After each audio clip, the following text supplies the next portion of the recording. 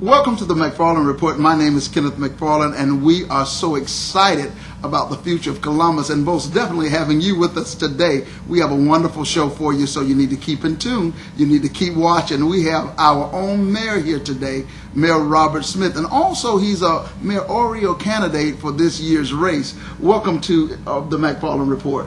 Thank you, Mr. McFarland. Look, we are so happy to have you and have this opportunity to speak with you today. But first, we want just to know a little bit about your childhood. Tell us something about you, Brother Smith. Columbus is my home. All right. I grew up in Columbus, old country boy, out there west of the river, on the old Macon Road, better known as Bond Road.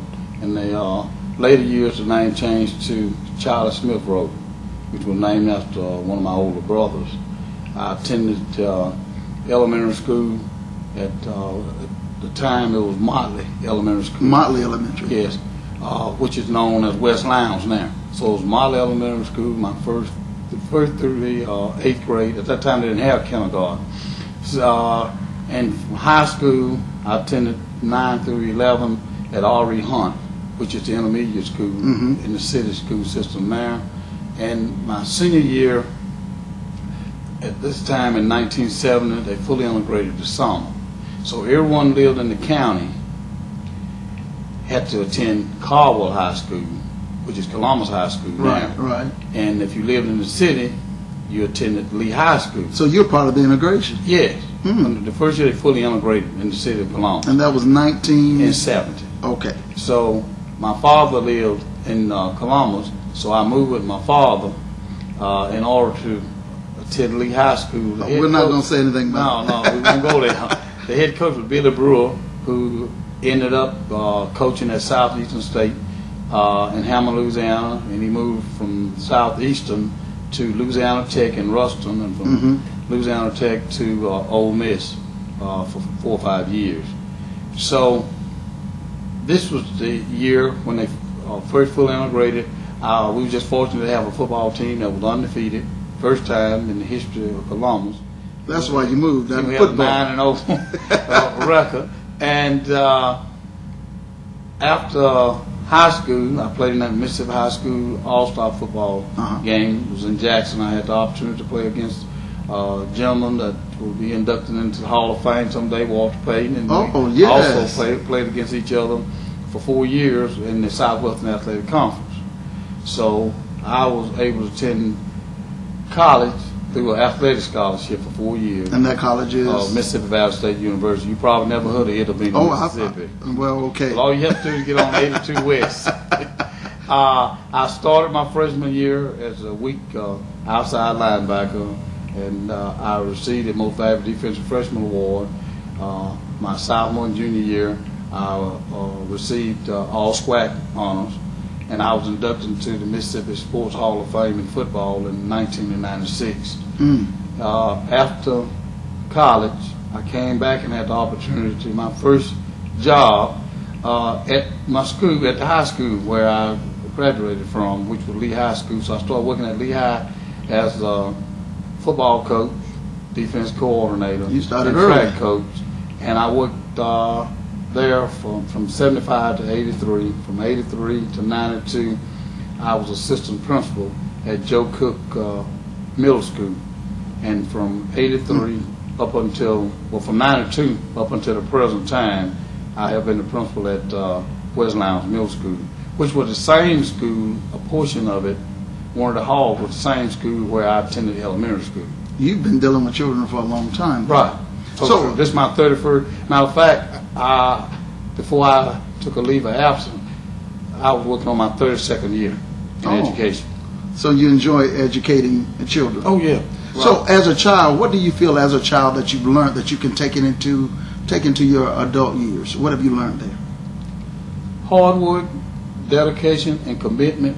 It pays off. That's a good thing. Because, I mean, work doesn't kill you. In order to be successful, you have to put some work into it. For example, at first, chopping cotton. Ken, you probably don't know anything about that. Well, let's not go there. I'm down in Shibuya. Chopping cotton. Chopping cotton, picking cotton, filing. Now, I did pick a little, just a little, but you know, go working ahead. in the hayfield. You ever heard of hayfield? I've heard of that. Okay, all right. That is a great thing. Now, you're a coach, but I understand you played a little football. Tell us something about some of that football time. Well, I mean, I was an average athlete. Oh, that's not what I'm hearing now. I heard you was pretty good. I had an opportunity to try with the Cleveland Browns in 1978. At the time, they said speed was good, agility and quickness was good, but at the time they were looking for 6'4" and 6'5" linebackers. So as you can see, I was pretty short. I probably tipped out on the scales at 5'11" and a half. Now, you have multi-business ventures. You have a lot of things that you're doing. Tell us a little bit about those. I have a construction company, and I have a real estate business, which is RES Real Estate. I sub most of my work out through the contracting, and I build for myself quite a bit, houses and apartment complexes. Mm-hmm. And I started off in '86 with bail bond, so you can understand what kind of business that is. Yes, sir. But everybody you get out of jail not crooks. Mm-hmm. Some of them just make mistakes. This is true. And they just have to suffer. And they need people like you to Right, help them. right. Because we have a lot of those, Right. and not only in this city, but all across the country. Right. So after getting off into politics in 2001, I don't do any bonding now. Mm-hmm. I haven't done any bonding in the last 2 years. I keep my license up to date. So That's I great. pretty much just sold my company to a certain extent. Because with the from the ethics standpoint, with the Mississippi Ethics Commission, by working for the city, it'll be a conflict of interest if I bond someone else. Especially here in Yeah, the city. Right. Yeah. Okay. Well, this is awesome, and we're just enjoying ourselves. But we're going to take a little break. But when we come back, and you're going to see some commercials, we're going to talk to Mayor Smith about some of the political things that he's endeavored in, and we're going to get back with you. Don't forget, get back with us. Thank goodness, real lawyers aren't like the ones on television. They seem willing to do anything to get ahead, letting their ethics and principles fall by the wayside. At the Colum Law Firm, we always try to act with integrity. We ask juries to do justice to our clients as well as to the other side. We will not do anything to win, except work hard. The Colum Law Firm, a different kind of lawyer. Welcome back to the McFarland Report, and I hope that you enjoyed those commercials. But we are here today with the mayor of the city of Columbus and also a mayoral candidate for that race, and you're going to be seeing a lot of things from him in the future. Let's talk a little bit about politics and your politics and some of the things that you've seen since you've been in politics. Ken, I was elected city councilman in Ward 1 in 2001. Mm-hmm. Now, I ran unsuccessful in 1997 against, my opponent was Councilman Jackie Ball. And so I was just determined after I was defeated, I guess what about 64 votes was the difference. Mm-hmm. So in the next, from 97 up until 201, I had a chance to revamp and revise to where I said that, you know, from no athletic standpoint, you know, you never give up. That's right. That's So I saw what my weaknesses were, and my weaknesses were with the absentee ballot. So I made it a point to where in 2001, I said that if I was defeated, it wouldn't be because of the absentee ballot. All right. Because when African Americans run against each other, that's something that you deal with, those absentee ballot votes.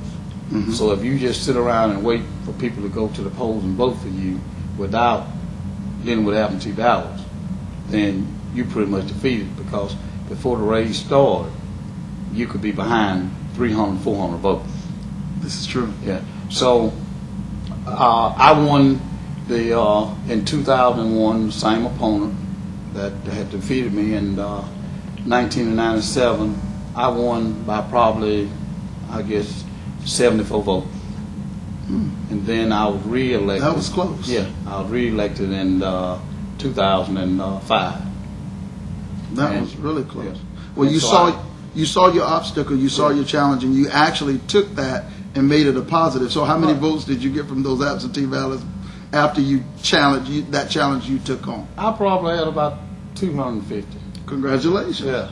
I like that. Now, some of your biggest challenges as a city councilman, especially as vice mayor. Now, that's a big, the vice mayor. So tell us some of your challenges that you had when you were in those positions. Well, this is my 5th year serving as vice mayor. The first year when I was appointed vice mayor is done by the council. It was a 3-3 vote. The mayor broke the tie. This is Brother Jeffrey Rupp. Right. He broke the tie for Robert Smith for the vice mayor. And the last time when we was reelected, it was a unanimous vote. And you know, to make up the council is 5-2. I'm sorry, 4-2. Right. But as far as the challenges, most of the time it's just like a system to anything else, to where when the person in charge, the mayor, is not able to attend a function or activity, then he asked the vice mayor to fill in for him. And I used to tease Jeffrey a lot of times about the things you don't want to attend, you come up with an excuse. After I have to babysit, I have another engagement. But it had its good points and it had its bad points. It inconvenienced you a lot of time, especially during the football season, because I'm a football fanatic, a sports fanatic also, but I just love football because that was just my game, football. So it was a good experience for me. It was a learning experience, and it had helped me quite a bit. So when the opportunity occurred for me to fill in for the interim mayor, then, you know, I didn't lose a beat. Because I had that experience and the expertise and the knowledge, you know, to know about city government. Now, you just said something, I want to segue right into that. As interim mayor, you got a feel for it now. Right. So you know what it is that you like to see done. And how was it when you took over some of the challenges that you knew that you would have, and how are you handling those? Well, the employees that work with the city, they was very receptive to me because as vice mayor and as councilman in Ward 1, I dealt with them all the time anyway, not just on a daily basis. So the first thing that I did the morning, the 28th of August, I had a department head meeting. Now, that was a swearing in? Well, the 25th was when I was sworn in. Okay. So the 25th was on Friday, and on Monday was my first day on the job. And I had a department head meeting with all department heads. And I just told them what my expectations were and what I expected from the department heads and what they should be doing with their employees. And one thing, I believe, from the city government standpoint, it's just like a business with your employees. And I instructed the department heads to where you treat citizens as customers. So if you treat the citizens as customers, then you provide a service to your customers. Right. And all employees of the city should be held responsible, accountable, and accessible to the citizens. With this going on before, as far as them being treated as customers? Well, to a certain standpoint.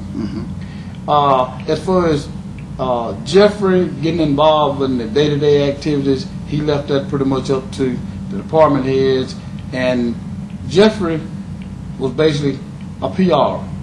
PR person. So, I mean, that was in his major, so you couldn't touch him when it comes to PR. You know, you get credit where credit due. Right. That's his strong point. Yeah, right. He was very strong. Started from television. Right. Yeah. So that was something that you dealt with, is to make sure that they knew what you expected. Right. And that the people of the city of Columbus, and that's so awesome, because it is very important that all employees, not just in the city, but all employees need to know that the customers keep them in business. Right. That's so and you true. wanted them to understand that. Right. Did they accept that? Well, I think they did. I also instructed them to I told them that I would expect them on a weekly basis. Mm-hmm. You know, I'm a principal, you know, so how principals are. You know, with teachers, every Friday, teachers have to turn a lesson plan. So with the department heads, I instructed them to turn in me a weekly plan from that department as to what their employees will be doing within the week time. I'm a hands-on type leader. Right. I like to get out there and get involved in what's going on. So if it's in the public works department, I pull up the sheet, the weekly sheet. If it's on Tuesday, say September the 20th, well, Ward 1 crew should be working on 4th Street South. So I ride down 4th Street South, that's what I expect. Mm-hmm. Okay, if the police department having some type of workshop activity going on, then I go and check and just And then you can answer to all the questions that you're. Right. That's a good most idea. of the time, employees will be more receptive to you when they see the person that's in charge around and getting involved and don't mind rolling their sleeves up. They can put your hand on it. Right. You know, and I come from a school where you lead from example. There you go. There you go. Well, we're going to be back. We're going to come back, and we're going to be talking to Mayor Smith and the mayoral candidate about what his platform will be and what makes you the best candidate for this city of Columbus. We'll be right back. Will Colum's dad used to say, if you don't keep your promises, you can promise anything. At the Colum Law Firm, we always try to keep our promises in keeping our community safe from those who pollute it, those who fail to protect our workers, and those who deceive their customers. Some lawyers promise a fast buck, something for nothing. We ask juries for what's fair, nothing more, nothing less. The Colum Law Firm, a different kind of lawyer. Welcome back. We are back with you. We have Brother Robert Smith, the mayor, the interim mayor, and he's also the mayoral candidate for this race. And we're just having a wonderful time. I know that you are hearing so many things that you wanted to ask, and if you have any other questions, you need to write us and let us know so that we can ask these questions, because I hope that this is not the last time that we talk to Mr. Smith as the mayor of Columbus, Mississippi. Now, we want to get down to the meat of it. What are your primary goals? If you become the mayor of the city of Columbus, what is it that you want to do? And I know many of you are asking this question that no others can be doing. Okay. Well, Kenny, number one, to the voters of the city of Columbus that will be voting in the upcoming election, and the upcoming election will be on October the 10th. What I would expect and what I would suggest to the voters, if you elect the other candidates besides Robert Smith, who is the interim mayor at this time, you'd have to train this person, whereas Robert Smith is already trained. I'm on the job, so I don't need on-the-job training. All right. If elected, I will work diligently to improve the working conditions in the city of Columbus. I also will work with the Columbus Development Link, the Board of Supervisors, the CVV Board, or any other organizations or entities to improve the city of Columbus to whereas Columbus will progress to be one of the top cities in the state of Mississippi. My basic platform will be, I can make it simple, Kenny. Financial stability, infrastructure, and when I say infrastructure, basically we're talking about drainage, sewer, and paving. For an example, we have already allocated in our budget $545,000, which is not a lot, because we all know that our streets in Columbus are in horrible shape. We do know this. We have about 74 streets, whereas we had the city engineer, which is Neil Schaefer. We asked him to prioritize the most needed streets, and after prioritizing, then bring the report back to us as to the major streets that needed paving, And the criteria that he used was that any street that had not been paved since 1996, those streets will be priority. Also, he included as a priority, if the street that had not been paved since 1996, if it had a drainage problem or sewer problem, then you would include that street.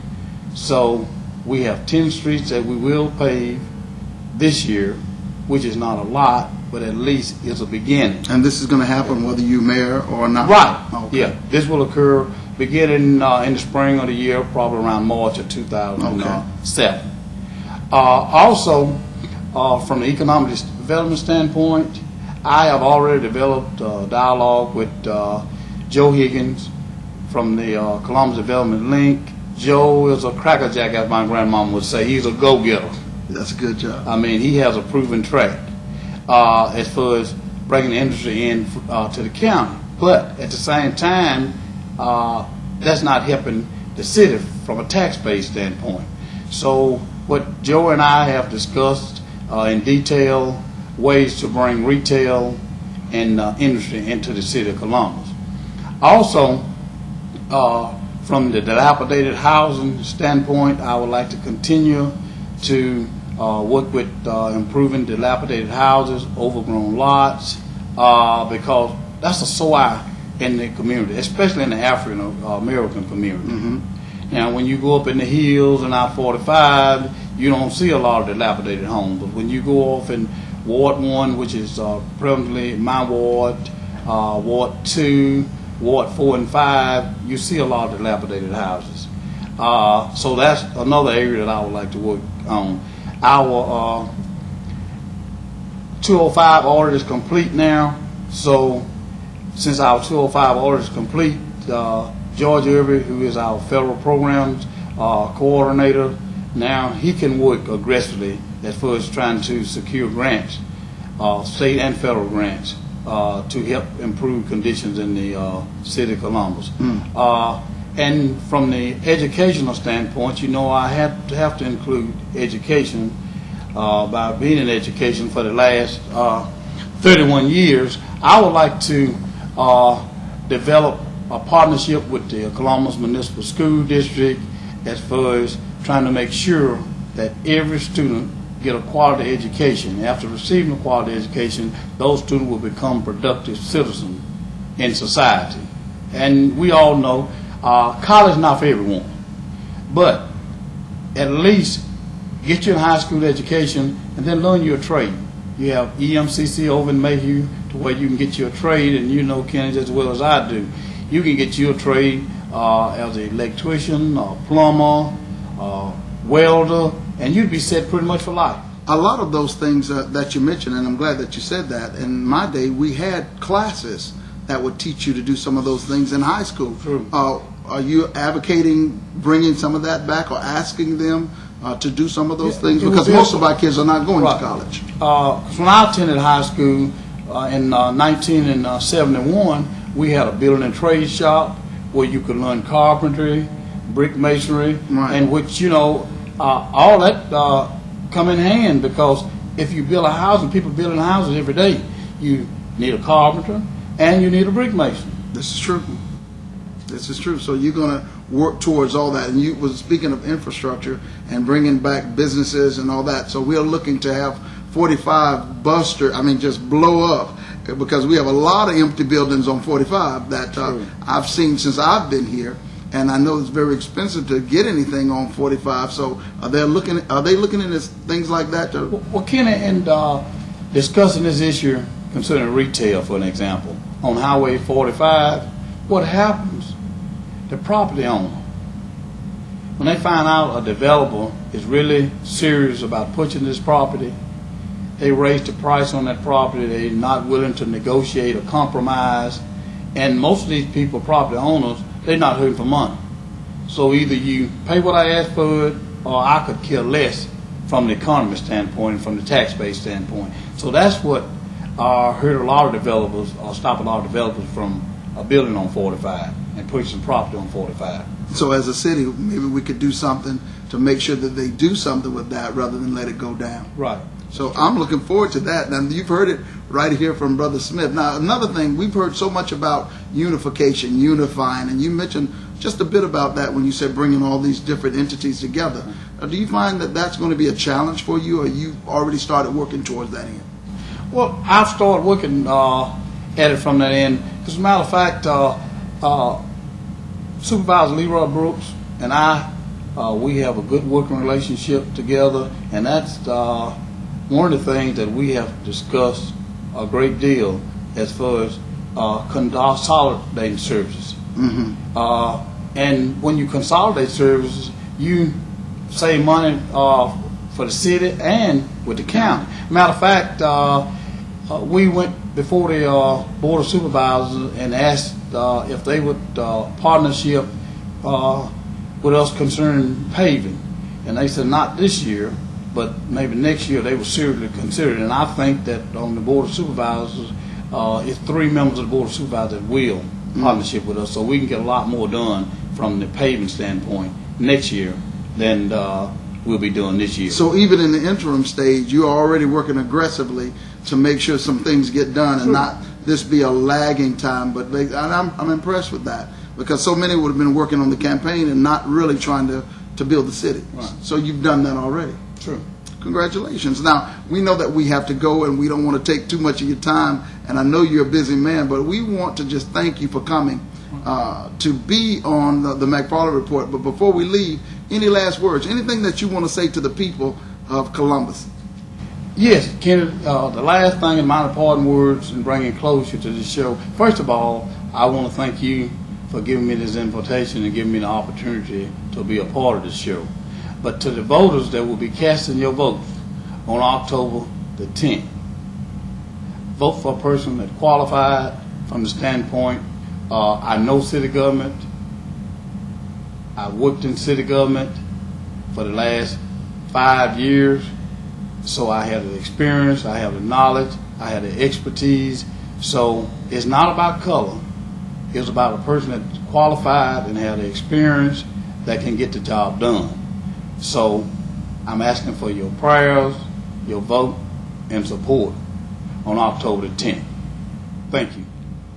And we want to thank you. We want to thank you, of course, for joining us, and we want you to join us for our mayoral series. We're going to be talking to other people that are running for this race, Jack Marshall, and the others that are coming. I want to make sure that I say that name right, because we want to meet these people. We want you to meet these people so that we can have a candid conversation with them as well. Look for us every Sunday at 5:30 p.m. on this station, and we will be looking to hear from you even more. We want to say thank you, and we're looking to see you soon.